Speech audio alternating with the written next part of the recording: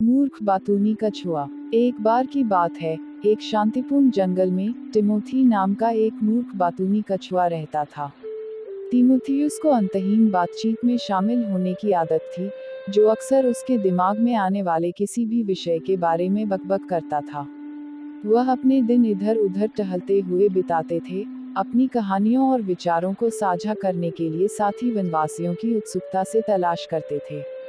अब जंगल के अन्य जानवरों को टिमोथी की लगातार बकबक पहली बार में काफी मनोरंजक लगी। वे उसके चारों ओर इकट्ठा होते, उसकी कहानियां और उपाख्यान सुनते। हालांकि जैसे जैसे समय बीतता गया, उन्हें उसकी बातूनीपन थकाऊ लगने लगी। उसके साथ एक शब्द बोलना या उसके साथ एक सार्थक बातचीत करना चुनौतीपूर्ण हो गया। जानवर अक्सर तिमोथियुस से बचते थे, उसकी लगातार बकबक से सूखा महसूस करते थे।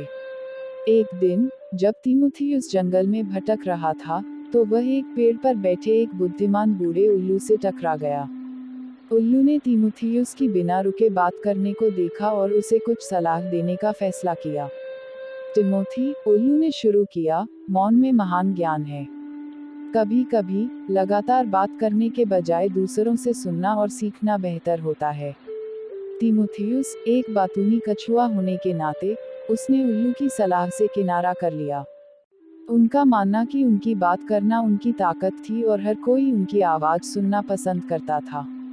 उल्लू को गलत साबित करने के लिए तिमोथियुस ने बिना रुके बात करने की अपनी आदत जारी रखी। समय के साथ, तिमोथियुस के अत्यधिक बोलने से उस पर नकारात्मक प्रभाव पड़ने लगा। दूसरे जानवर उसकी लगातार बकबक से थक गए और एक एक करके खुद को उससे दूर कर लिया। तिमोथियुस ने अपने आप को अकेला पाया, अब कोई उसकी बात सुनने को तैयार नहीं था। अकेला और निराश महसूस करते हुए, तिमोथियुस ने एक बार फिर बुद्धिमान बूढ़े उल्लू की तलाश करने का फैसला किया। उसने अपनी गलती कबूल की और स्वीकार किया कि उसकी लगातार बातों ने उन दोस्तों को दूर कर दिया जो कभी उसके पास थे।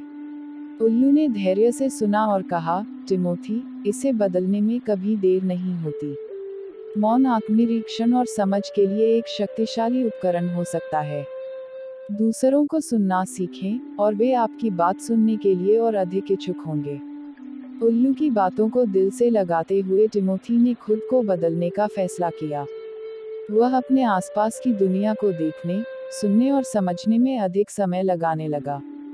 धीरे धीरे जंगल के अन्य जानवरों ने उसके परिवर्तन को देखा और फिर से उसके पास जाने लगे। इस बार, तिमोथी उस विचारशील बातचीत में लगे हुए थे, दूसरों को खुद को अभिव्यक्त करने और सुनने का अवसर दे रहे थे। जैसे जैसे समय बीतता गया, तिमोथियुस एक बुद्धिमान और सहानुभूतिपूर्ण कछुआ के रूप में जाना जाने लगा। उन्होंने मौन का मूल्य सीखा और यह कैसे दूसरों के साथ अपने संबंधों को मजबूत कर सकता है। जंगल के जानवरों ने उसकी सुनने और सार्थक रूप से जुड़ने की नई क्षमता की सराहना की, और उन्होंने इसके लिए उसका सम्मान किया। तिमोथियुस की कहानी से लोग जो सबक सीख सकते हैं वह यह है कि बिना सुने बहुत अधिक बोलना दूसरों को दूर कर सकता है। सच्चे संचार में न केवल स्वयं को अभिव्यक्त करना शामिल है बल्कि दूसरों को भी सुनने का मौका देना शामिल है।